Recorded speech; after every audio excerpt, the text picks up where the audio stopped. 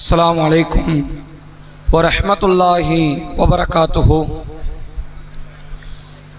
إن الحمد لله نحمده ونستعينه ونستغفره ونعوذ بالله من شرور أنفسنا ومن سيئات أعمالنا. من يهده الله فلا مضل له ومن يضلله فلا هادي له. وأشهد أن لا إله إلا الله وأشهد أن محمدا عبده ورسوله أما بعد. கண்ணியத்திற்கும் பெருமதிப்பிற்கும் உரிய எல்லாம் வல்ல அல்லாஹுவின் நல்லடியார்களே, அல்லாஹுடைய பேரருளால் ரமலானுடைய மாதத்தின் பிறை 3 இரவு தொழுகையை நிறைவேற்றியவர்களாக அல்லாஹுடைய மார்க்க செய்திகளை அறிந்து கொள்வதற்கு இந்த நேர பொழுதுகளை ஒதுக்கி நாம் அனைவரும் அல்லாஹுடைய ஆலயத்தில் ஒன்று திரண்டிருக்கிறோம். கடந்த தினத்தில் பெருமானார் ஸல்லல்லாஹு அலைஹி வஸல்லம் அவர்கள் ஏன் நேசிக்கப்பட வேண்டியவர் என்கிற தலைப்பில் நபிகள் பெருமகனாரை அல்லாஹ் ரப்புல் ஆலமீன் அனுப்புவதற்கு முன்பிருந்தே ஏறத்தாழ பல ஆயிரம் ஆண்டுகளுக்கு முன்பாக இந்த இறை தூதரினுடைய வருகையை இஸ்மாயில் என்கிற இறை தூதரினுடைய பிரார்த்தனையின் வாயிலாக புரிந்து கொள்ளலாம். நபிகள் பெருமகனாரினுடைய பிறப்பில் இருந்து 600 ஆண்டுகளுக்கு முன்பாக ஈசா அலைஹிஸ்ஸலாம் என்கிற இறை தூதர் எனக்கு பிறகு அகமது என்கிற பெயருடைய ஒருவர் வர இருக்கிறார் என்று முன்னறிப்பு செய்திருக்கிறார்கள்.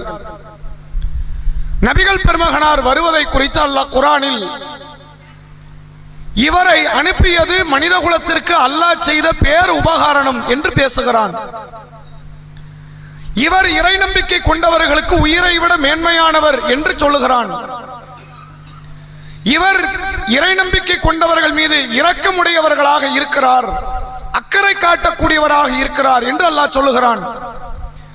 இப்படி நபிகளாரினுடைய கண்ணியத்தை, மாண்பை, அதன் மகத்துவத்தை, முக்கியத்துவத்தை குறித்து மட்டுமே குர்ஆனில் ஏராளமான வசனங்கள் வருகிறது என்பதை நேற்றைய தினத்தில் நாம் அறிந்து கொண்டோம். இத்தகைய கண்ணியம் படைத்த அல்லாஹுடைய தூதர் அவர்கள் வாழ்ந்த காலத்தில் பல்லாயிரக்கணக்கான தோழர்கள், தோழியர்கள் இந்த மார்க்கத்திலே தங்களை இணைத்துக் கொண்டு இந்த மாமனிதரை தனக்குரிய ஒரே மானசீக குருவாக, தலைவராக ஏற்றுக்கொண்டார்கள் என்பதை நாம் அறிந்து வைத்திருக்கிறோம். அப்படியான அந்த மக்கள் நபிகளார் மீது எந்த அளவிற்கு ஒரு நேசத்தை வெளிப்படுத்தினார்கள் என்பதைத்தான் இன்றைய தினத்தில் நாம் அறிந்து கொள்ள இருக்கிறோம். பொதுவாக உலகத்தில் தாயை, தந்தையை, மனைவியை, கணவனை, பிள்ளைகளை நேசிக்கிற மக்களாக நாம் இருக்கிறோம். இந்த நேசத்தின் வெளிப்பாடு எந்த அளவிற்கு இருக்கும் என்றால், அவர்களுக்காக பணத்தை இழக்கலாம், சொந்த வீட்டை இழக்கலாம், சொத்து பத்துகளை இழக்கலாம், எல்லாவற்றையும் நாம் கொடுக்கலாம் என்கிற அளவில் நம்முடைய தாயை, தந்தையை, பிள்ளைகளை நாம் நேசித்துக் கொண்டிருக்கிறோம். ஆனால் நபிகளாரினுடைய தோழர்கள், தோழியர்கள் நபிகளாரை எந்த அளவிற்கு நேசித்தார்கள் என்றால், இவருக்கு மேலே எங்களுக்கு எதுவுமே தேவையில்லை, அது எங்கள் உயிராக இருந்தாலும் சரி, எங்கள் குடும்பமாக இருந்தாலும் சரி, எங்கள் சொத்து பத்துகளாக இருந்தாலும் சரி, எதையுமே நாங்கள் பொருட்படுத்துவதில்லை, எங்களுக்கு இந்த பெருமானார் மட்டும்தான் தேவை என்பதில் உளமாற நேசித்தவர்கள் அந்த தோழர்கள், தோழியர்கள். ஒவ்வொரு சான்றுகளாக நாம் பார்க்கலாம். முக்கியமான ஒரு செய்தியை நீங்கள் பாருங்கள். நபிகளாருடைய காலத்தில் முஆது பின் ஜபல் என்கிற ஒரு நபி தோழர், குர்ஆனை நன்கு அறிந்த, கற்றறிந்த தோழர்களில் 4வரில் ஒருவர் இந்த முஆது பின் ஜபல். ரசூலுல்லாஹ் காலத்திலேயே மதீனாவில் இன்னொரு பள்ளிவாசலுக்கு இமாமாக இருந்தவர். நபி வாழும் போது இன்னொரு பள்ளிக்கு இமாமாக செயல்பட்டவர் இந்த முஆது பின் ஜபல். நபிகள் பெருமகனார் யமன் தேசத்துக்கு ஆளுநராக இந்த தோழரைத்தான் நியமனம் செய்கிறார்கள். அப்படிப்பட்ட இந்த தோழர் இவர் ஒரு முறை வெளியூர்களில் பார்த்த ஒரு நிகழ்வை நபிகளார்ட்ட சொல்றாங்க. இந்த செய்தி முஸ்னத் அகமது என்கிற ஹதீஸ் கிரந்தத்தின் 20983வது நபிமொழியாக பதிவு செய்யப்பட்டிருக்கிறது. அவர் சொல்லுகிறார், அல்லாஹ்வுடைய தூதரே, நான் ஒரு நாட்டினுடைய அரசரை பார்த்தேன். அந்த மக்கள் எல்லாம் அந்த அரசனுடைய காலில் விழுந்தார்கள், சுஜூது செய்தார்கள். நான் அப்போது என்ன நினைத்துக் கொண்டேன் தெரியுமா? இந்த உலகத்திலேயே ஒருவர் காலில் விழ தகுதி இருக்கிறது என்றால் பெருமானார் அவர்களே அது நீங்கள் தான் என்று நினைத்துக் கொண்டேன். எனக்கு நீங்க அனுமதி தரீங்களா? உங்க காலில் நான் விழ வேண்டும். ரசூலுல்லாஹ்வின் மீது எவ்வளவு பற்று, பாசம், நேசம் இருந்திருந்தால் இப்படி ஒரு வார்த்தை, இந்த வார்த்தை தவறு, இஸ்லாத்தில் மாபாதக செய்யக்கூடிய ஒரு வார்த்தை. திருக்குர்ஆனில் அல்லாஹ் சொல்கிறான், லா தஸ்ஜுது லிஷம்ஸி வலா லில் கமர், சூரியனுக்கோ சந்திரனுக்கோ நீங்கள் சஜிதா செய்யாதீர்கள். வஸ்ஜுது லில்லாஹி அல்லதி ஹலகஹுன்ன இன் குன்தும் ஈயாஹு தஅபுதுன், நீங்கள் இவற்றை படைத்த இறைவனுக்கே சஜிதாவை செய்யுங்கள் என்று அல்லாஹ் சொல்லுகிறான். அல்லாஹ்வை தவிர யாருடைய காலில் விழக்கூடாது, இது மார்க்கம் சொல்லுகிறது. ஆனால் அவர் தன்னுடைய பாசத்தை எப்படி காட்டன்னு தெரியல. அவர் நபிகளாரை பார்த்து சொல்லுகிறார், அல்லாஹ்வுடைய தூதரே, ஒரு நாட்டின் அரசனை சந்தித்தேன். அந்த அரசனுக்கு அந்த மக்கள் எல்லாம் கீழே காலில் விழுந்தார்கள்.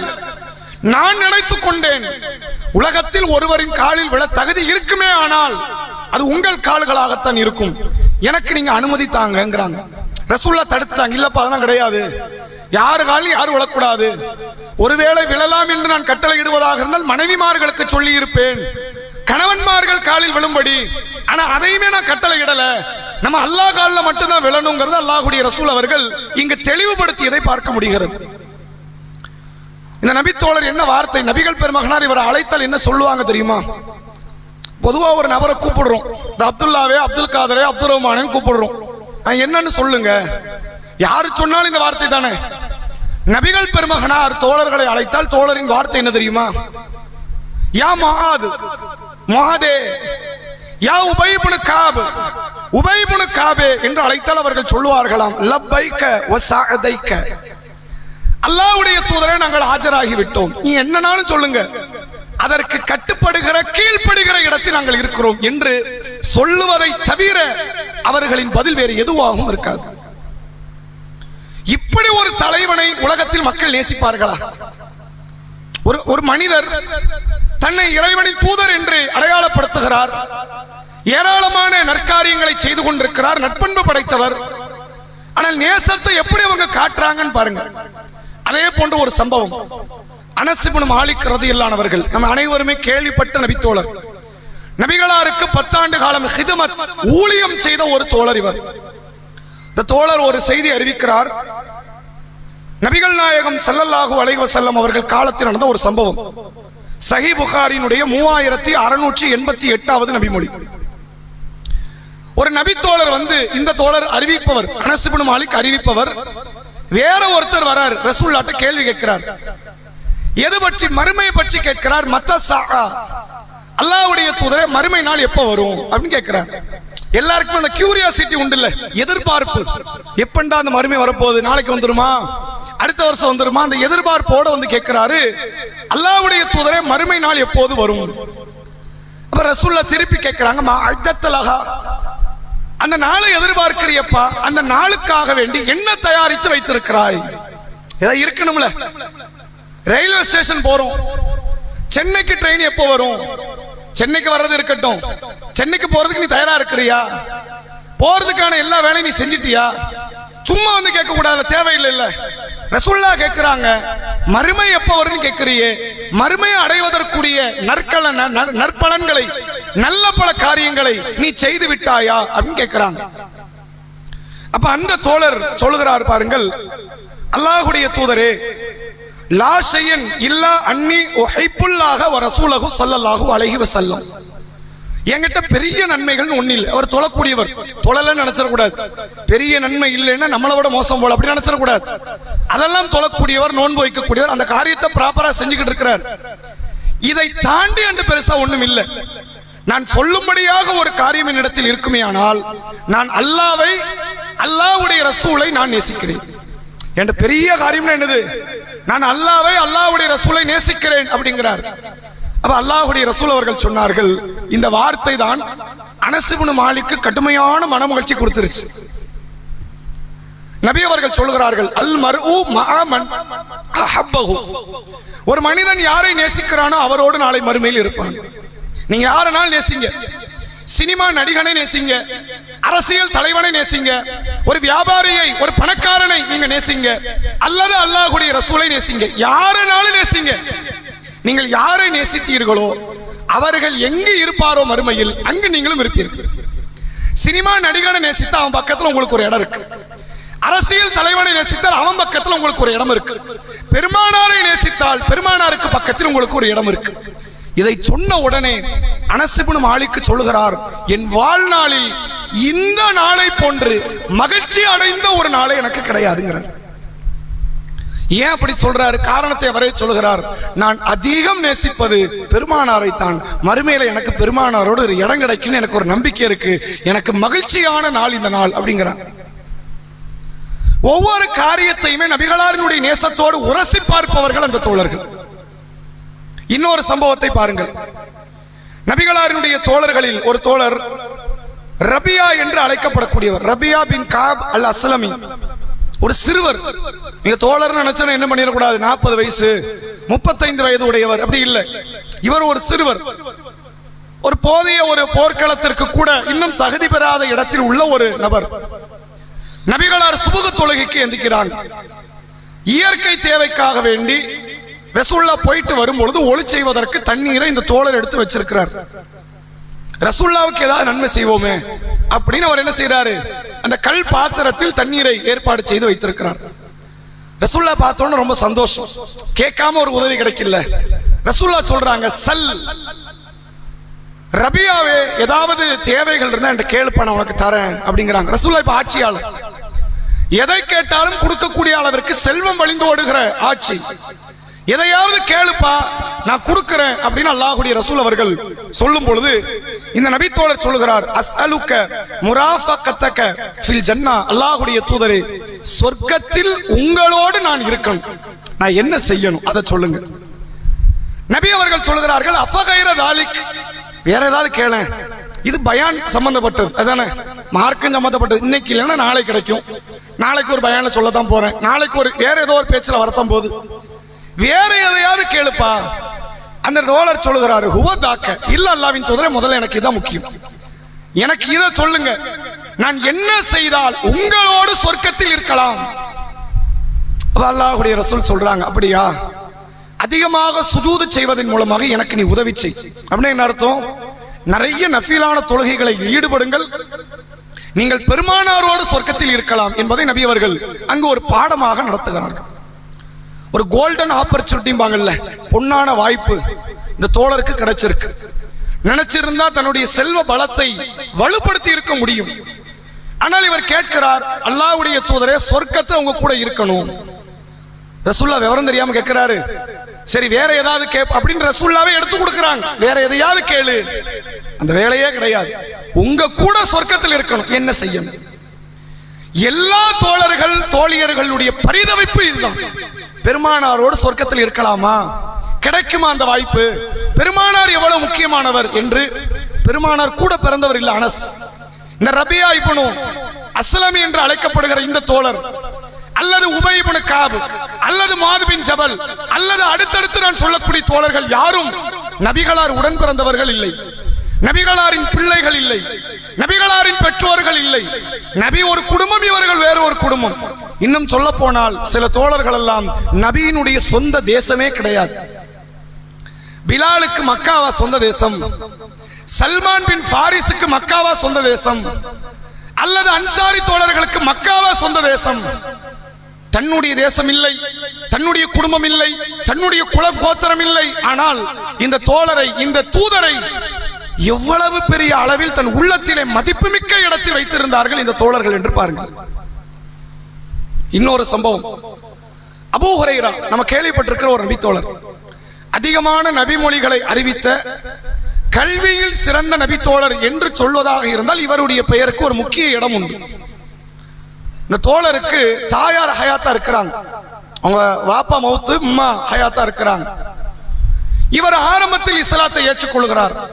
உம்மா வரலங்கிறத தாண்டி எதிர்ப்பு.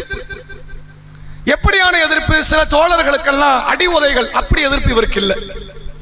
அடிக்கிறது பிடிக்க, நம்ம பிள்ளை போட்டு எதுக்கு அடிக்கணும், நம்ம பிள்ளை பாதை தப்பா போயிடுச்சு, அடிச்சா சரி வருமா, அப்படி ஒரு மனநிலை அந்த அம்மாக்கு. ஆனா அவங்க என்ன செய்வாங்கன்னு கேட்டா, பெருமானாரை திட்டிக் கொண்டே இருப்பாங்க. இந்த மனுஷனால தான் என் பிள்ளை இப்படி போயிட்டான், அப்படி போயிட்டான், இப்படி ஏதாவது ஒரு வார்த்தை. ஒரு முறை அல்லாஹ்வுடைய ரசூலை இந்த அபூ ஹுரைரா அழுது கொண்டே வந்து சந்திக்கிறார். அழுதுகிட்டே வர, அல்லாஹ்வுடைய தூதரே, எப்போதும் என் தாய்க்கு இஸ்லாத்தினுடைய சில போதனைகளை, நற்கருத்துக்களை நான் எடுத்து வைப்பது உண்டு. அப்படி இன்னைக்கும் நான் செய்தேன். என் தாய் கடுமையான சொற்களில் உங்களை திட்டிவிட்டார். கேட்கவே முடியல, மனசெல்லாம் வலிக்குது. அந்த வார்த்தை துடிதுடித்து போய் அழுது கொண்டே, பதில் கொடுக்க முடியல. எங்க ஏன் கொடுக்க முடியல? இந்த இடத்துல வேறு நபராக இருந்தால் அங்க நடக்கிற கதையே வேற.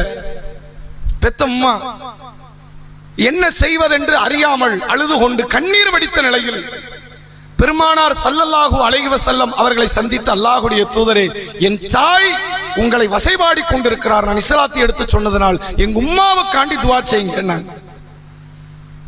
இவ்வளவு பெரிய நேசத்தை உள்ளத்தில் அவர்கள் வைத்திருந்தால் அழுக வருமாங்க. யோசிச்சு பாருங்க. நம்ம குடும்பம் கிடையாது முகமது நபி, நம்ம ஊரு கிடையாது, அவர் ஏதோ ஒரு குடும்பம்.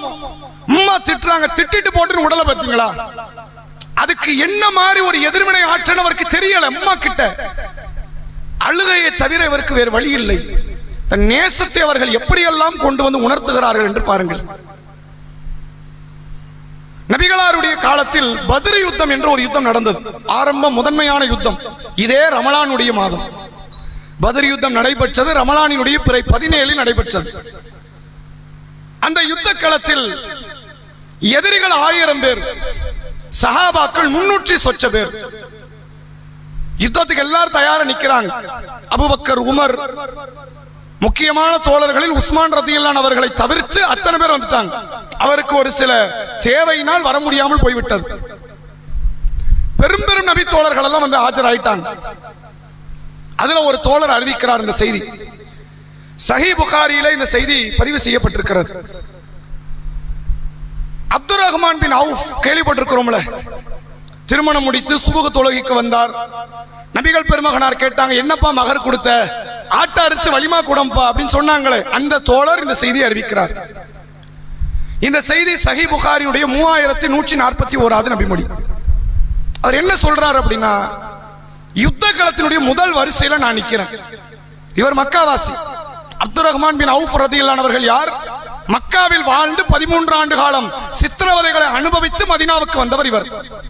நான் யுத்த களத்தில் முதல் வரிசையில நிக்கிறேன்.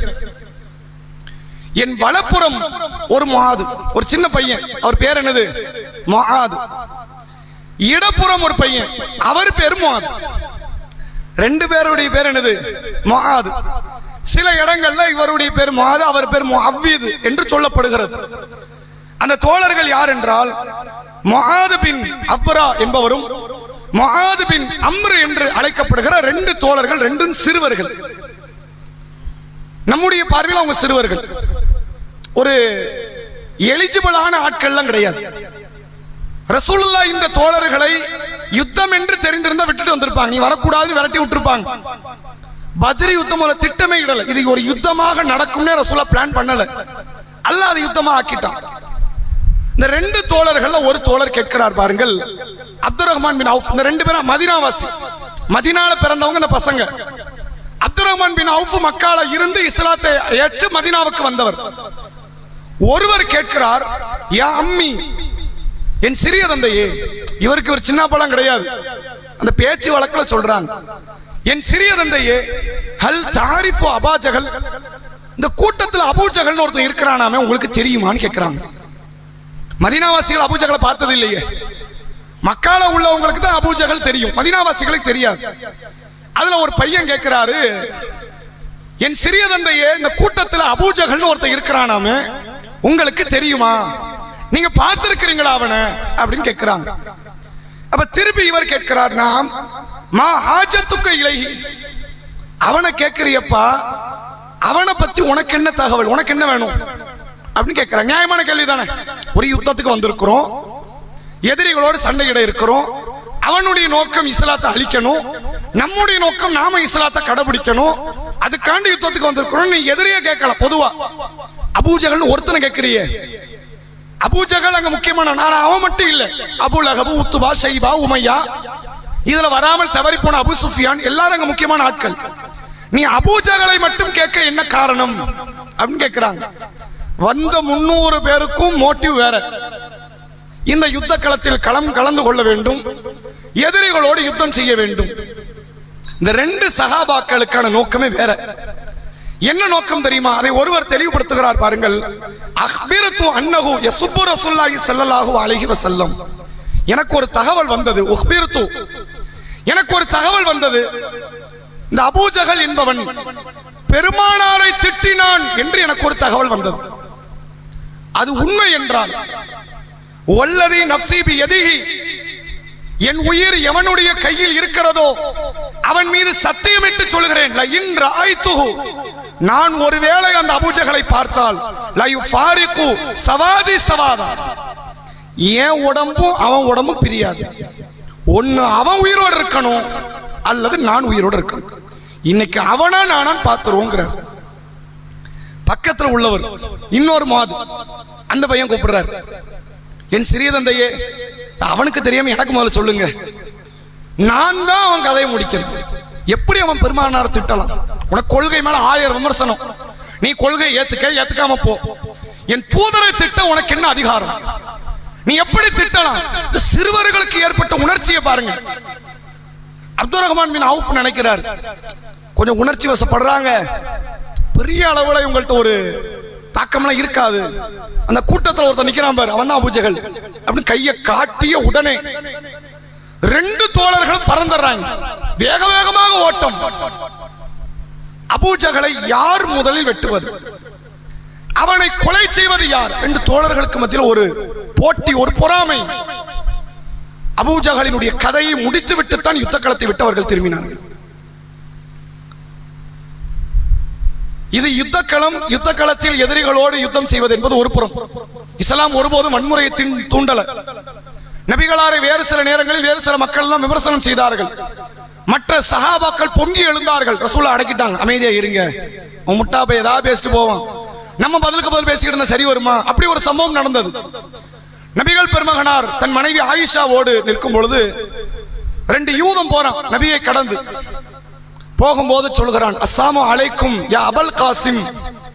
சாமு அப்படின்னா மவுத்துன்னு அர்த்தம். அஸ்ஸலாமு வரும்ல, லாம தூக்கிட்டீங்க நீங்க, லாம் அலிஃப தூக்கிட்டா மவுத்துன்னு அர்த்தம்.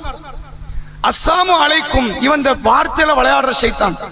அங்க வாழ்ந்த மதீனாவில் உள்ள சில முக்கிய யூதர்கள் இருக்கிறார்களே, வார்த்தையில் விளையாடுவார்கள். அப்படி வார்த்தையில விளையாடுகிறார்கள். அஸ்ஸாமு, உங்களுக்கு சாவு ஏற்படட்டும். ரசூலுல்லாஹ் காதுல விழுந்தது. நபி ரியாக்ட் பண்ணவே இல்லை, எந்த விதமான எதிர்வினை ஆற்றல. ஆயிஷா நாயகி காதுல விழுந்துச்சு. என் கணவர்ங்கிறது ஒரு பக்கம் இருக்கட்டும், பெருமானார திட்டத்துக்கு நீ யாரு? வஅலைக்கும் ஸலாமு வலஅனத்துல்லாஹி அலைக்க, நீ அழிந்து நாசமா போ, அல்லாஹ் உன்னை அழிக்கட்டும். எப்படி நீ பெருமானார திட்டலாம்? கட்டுமையா கோபம். நபிகள் பெருமகனார் சொன்னார்கள், ஆயிஷாவை நீ நிதானத்தை கடைபிடி, உணர்ச்சி வசப்பட வேண்டாம். அல்லாஹ்வுடைய தூதர் என்ன சொன்னான்னு உங்களுக்கு தெரியுமா? ரசூலுல்லாஹ் திருப்பி கேட்கிறாங்க, நான் என்ன சொன்னேன்னு உனக்கு தெரியுமா? வஅலைக்கும், உனக்கும் ஏற்படட்டும். எல்லாருங்க சாகத்தானே போறோம், யார் உயிரோடு இருக்க போறா? அவன் என் விஷயத்தில் கேட்கிற துவாவை அல்லாஹ் ஏற்க மாட்டான், நான் அவன் விஷயத்தில் கேட்கிற துவாவை அல்லாஹ் ஏற்பான். நீ ஏன் உணர்ச்சி வசப்படுற? நபிகள் பெருமகனார் அங்கு அமைதிப்படுத்தினார்கள் என்பதை பார்க்க முடிகிறது. இந்த தோழர்கள் நபிகளார் மீது கொண்டிருந்த ஒரு கொள்ள பிரியம், அந்த பிரியத்தினுடைய வெளிப்பாடு சில நேரங்களில் இவர்களை வழிகட்ட திசையை நோக்கி கூட அழைத்து செல்ல இருந்தது. அல்லாஹ் தன் வேதத்தை கொண்டு அந்த மக்கள் அழைச்சு கொண்டு வந்துட்டான். உஹது யுத்தம் நடைபெறுகிறது. அந்த யுத்த களத்தில் நபிகள் பெருமகனார் சொன்ன ஒரு வார்த்தை, வில்லம்பை ஏறக்கூடிய வீரர்கள் கடைபிடிக்காமல் போன காரணத்தினால் இவங்க எதிர்பார்த்த மாதிரி ரிசல்ட் இல்லை. 70 சஹாபி இங்க மௌத். அப்ப நபி தோழர்கள்லாம் சில பேர் வெருண்டோட ஆரம்பிக்கிறாங்க. நபிகள் பெருமகனார் களத்தில் தனியாக நிற்கிறார்கள். நபிகளாரோடு அப்போது களத்தில் நின்றது 9 சஹாபி. எத்தனை பேரு? வெறும் 9 பேர். 1000 சஹாபியில 9 பேர் தான் நபி கூட நிக்கிறாங்க. 7 அன்சாரிகள், 2 முஹாஜிர்கள். அல்லாஹ்வுடைய ரசூல் அவர்கள் சொல்கிறார்கள், எனக்காக இந்த யுத்த களத்தில் எதிரிகளோடு யார் சண்டையிடுகிறாரோ அவர் என்னோடு சொர்க்கத்தில் இருப்பார் அப்படிங்கிறாங்க.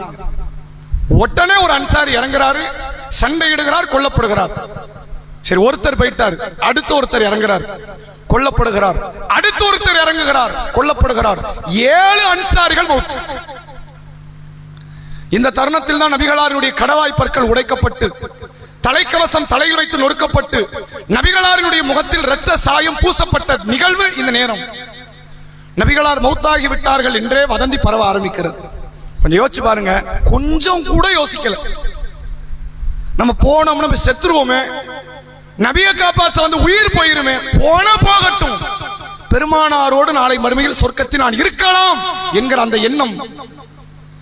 7 தோழர்களும் தங்கள் உயிர்களை மாய்த்துக் கொண்டார்கள் யுத்த களத்தில் ஈடுபட்டு. நபிகளார் அந்த நேரத்தில் சொன்னார்கள், இந்த அன்சாரிகளுக்கு நம்ம நிறைய கடன்பட்டிருக்கிறோம். நாங்க இந்த நேரத்தில் தான் சஹாபாக்கள் விருண்டோட ஆரம்பிக்கிறாங்க. அப்போது அல்லாஹ் ஒரு வசனத்தை அருளுகிறான். நபிகளார் இறந்து விட்டார்கள் என்ற வதந்தி பரவியவுடன் சூரா ஆல் இம்ரானிலே வரக்கூடிய வசனம், வமா முஹம்மதுன் இல்லா ரசூல், முஹம்மது ஒரு தூதர் தான். அது கலத்து மின் கபலிகர் ரசூல், இவருக்கு முன்னால் பல தூதர்கள் வந்தார்கள், போய்விட்டார்கள். அஃபையும் மாத்த அவ் குத்தில, இவர் மௌத்தாகலாம், கொல்லப்படலாம். இன் கலபத்துமல் ஆகாவிக்கும், வந்த வழியாக இந்த மார்க்கத்தை விட்டு நீங்கள் திரும்பி விடுவீர்களா? அப்படி நீங்கள் திரும்பினால் அல்லாஹ்வுக்கு எந்த நஷ்டமும் கிடையாதுன்னு அல்லாஹ் வசனத்தை அருளியவுடன் தான் போன தோழர்கள் திரும்பி வராங்க. ரசூலுல்லாஹ்வே மௌத்தாயிட்டாங்கன்னு உடனே அவங்களால தாங்க முடியல. இனி இந்த யுத்த காலத்தை எப்படி வழிநடத்தி கொண்டு போய் அதை வெற்றியினுடைய பாதையில கொண்டு வந்து நிறுத்த தெரியல. நபிகளாரே மௌத்தானவுடன் தானே மௌத்தானதை போன்ற ஒரு மனநிலை எல்லா மக்களும் தெரித்து ஓடுகிறார்கள். வசனத்தை இறக்கி, இவர் மௌத்தே ஆனால் நீங்க மார்க்கத்தை விட்டு போக கூடாது.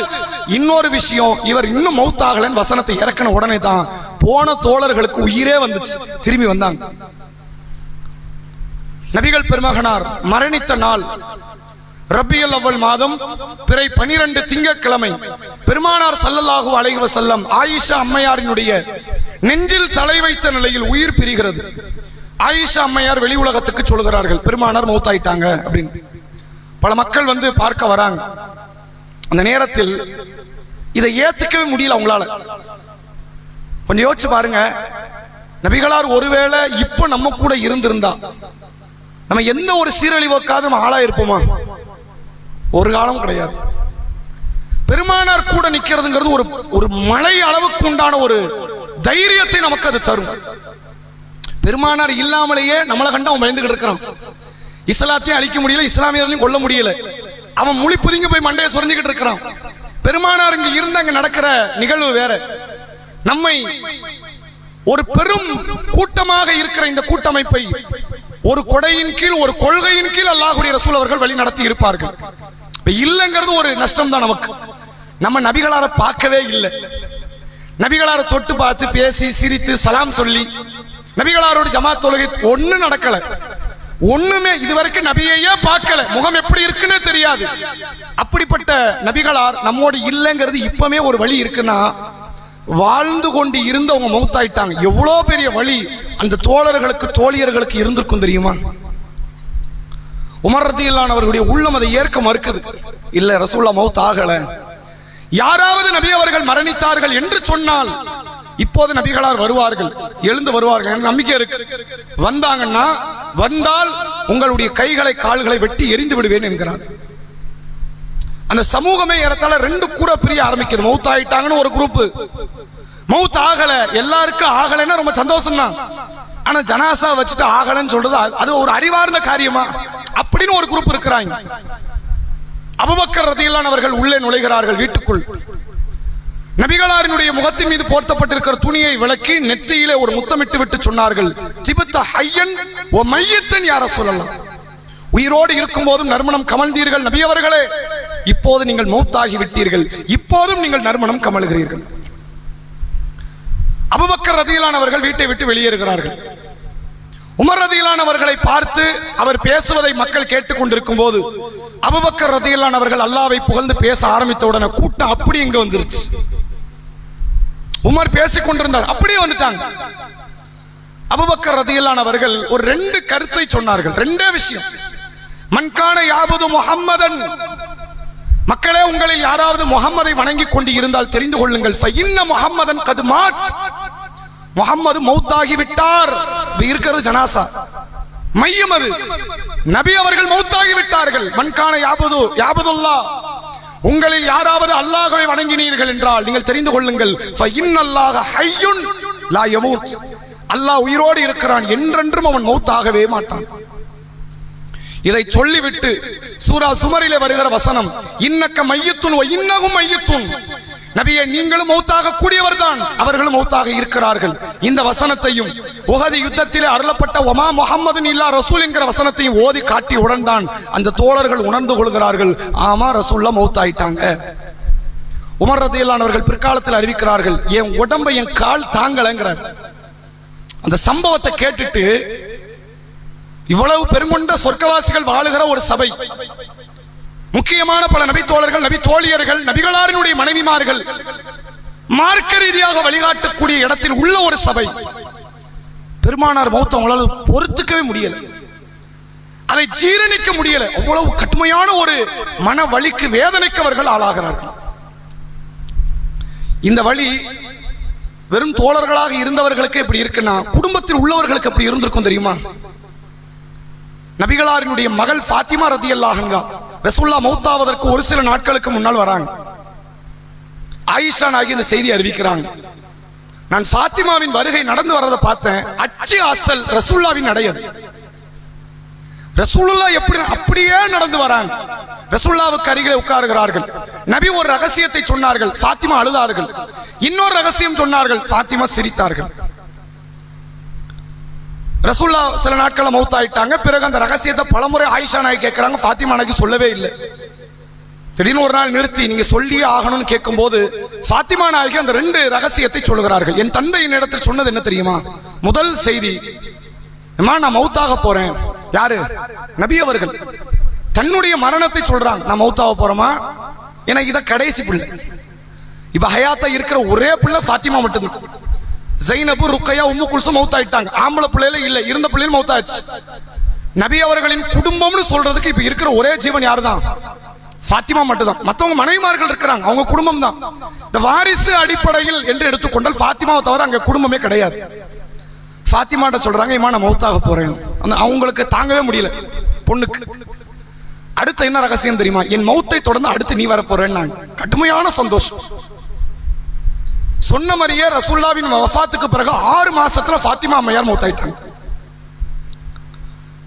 அந்த தோழர்கள், தோழியர்கள், உண்மையில் நாம நேசம்னு சொல்றோம்ல, ரசூலுல்லாஹ்வின் பேரை சொன்னால் உடனே ஸலவாத்தை மொழிவதும், நபி அவர்களை யாரோ ஒருவர் விமர்சனம் செய்து விட்டார் என்றால் ஒரு கோபம் வருவதும், அப்படியானவர்கள் அவங்க இல்ல. கோபம் வந்தது என்பது ஒரு புறம், நபியை அவர்கள் உண்மையிலே கல்புல வச்சு தாங்கினாங்க. அந்த பெருமானாரோட சொர்க்கத்தில் இருக்க நமக்கு ஒரு ஆசை இருக்குல்ல, சொர்க்கம் தான் நமக்கு முதல் ஆசை.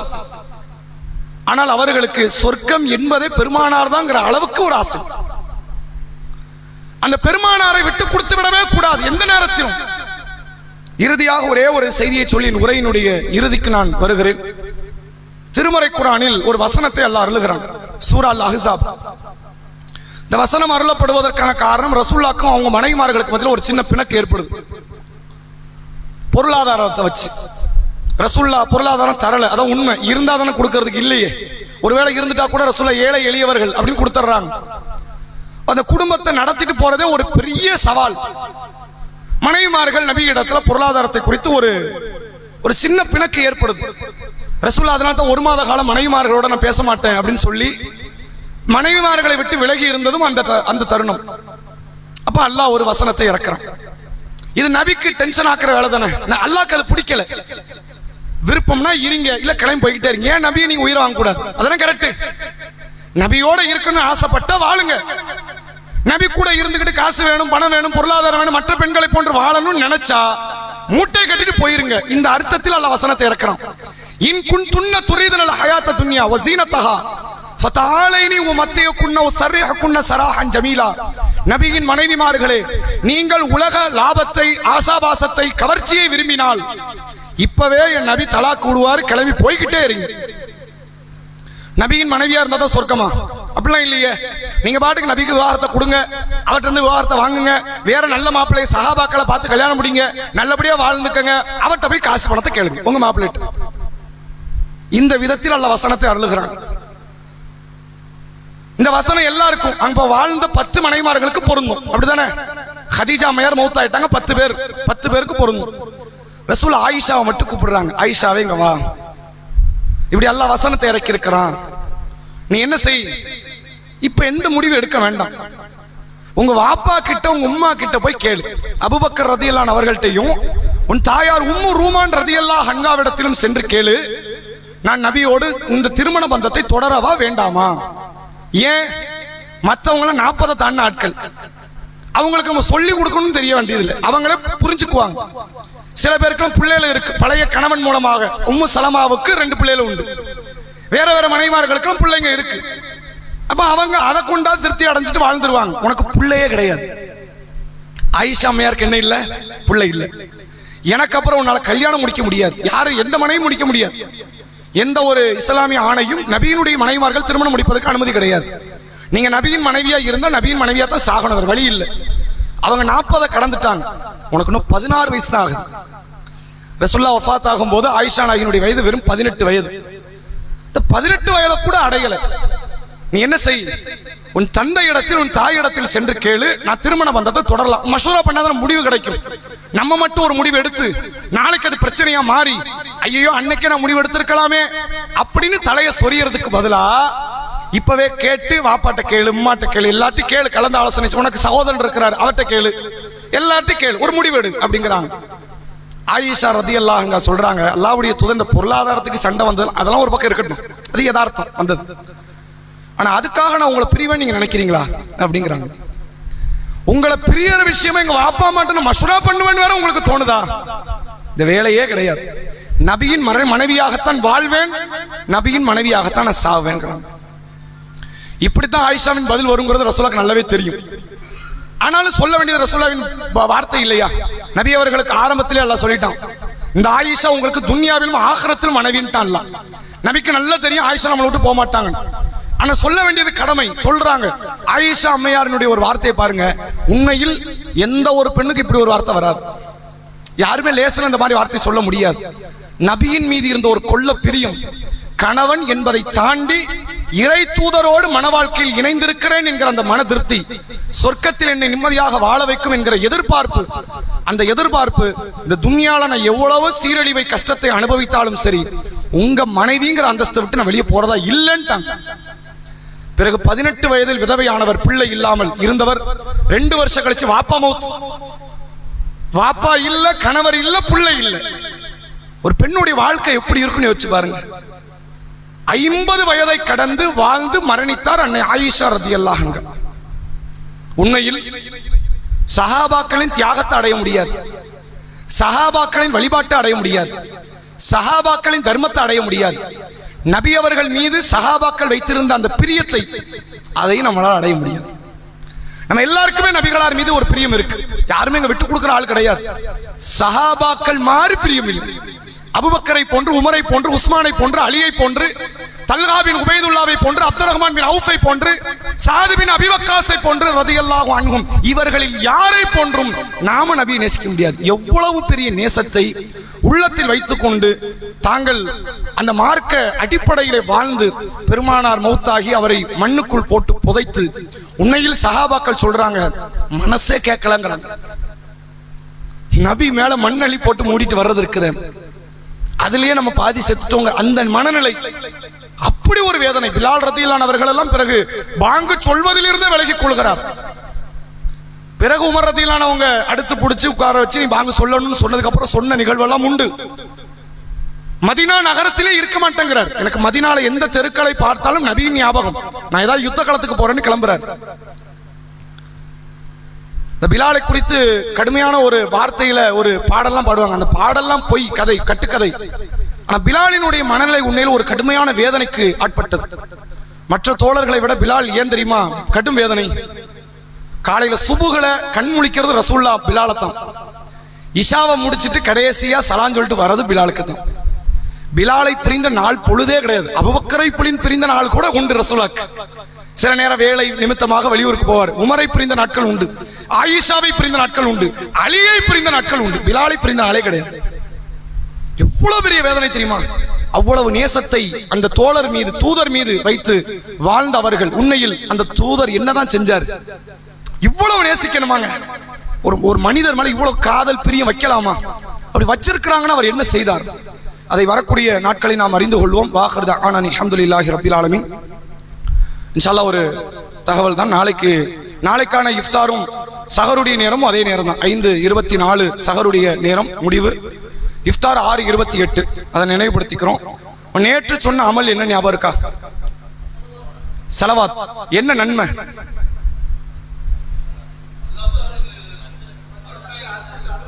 பத்து முறை அல்லாஹ் அருள் புரிகிறான். ஒரு முறை ஸலவாத்து சொன்னால் அல்லாஹ் 10 முறை அருள் புரிகிறான். ஜும்மா தினத்தில் அதிகமாக நீங்கள் ஸலவாத்தை சொல்லி இருப்பீர்கள் என்று நாம் நினைக்கிறோம். அதை இன்னும் அதிகமாக சொல்வதற்கு முயற்சி செய்யுங்கள். இப்போ இன்னைக்கு நாம தெரிந்து கொள்ள வேண்டிய ஒரு பாடம், சஹீஹ் புகாரினுடைய 6வது பாகம் இறுதி நபிமொழியாக பதிவு செய்யப்பட்டிருக்கிறது. ரசூலுல்லாஹ் சொல்றாங்க, கலிமத்தானி 2 வார்த்தை இருக்கிறது. ஹபீபத்தானி இல ரஹ்மான், ரஹ்மானுக்கு மிக பிரியத்திற்குரிய வார்த்தை அது. ஹஃபீஃபத்தானி இலல் லிசான், நாக்குக்கு ரொம்ப லேசான வார்த்தை அது. ஸகீலத்தானி ஃபில் மீசான், மீசான் தராசில் மிக எடை மிகுந்த வார்த்தை அது. என்ன வார்த்தை? சுபஹானல்லாஹி வ பிஹம்திஹி சுபஹானல்லாஹில் அலீம். இதுக்கு என்ன அர்த்தம் அப்படின்னா, அல்லாஹ் தூயவன், அவனை போற்றுகிறேன். முதல் வார்த்தை சுபஹானல்லாஹி வ பிஹம்திஹி.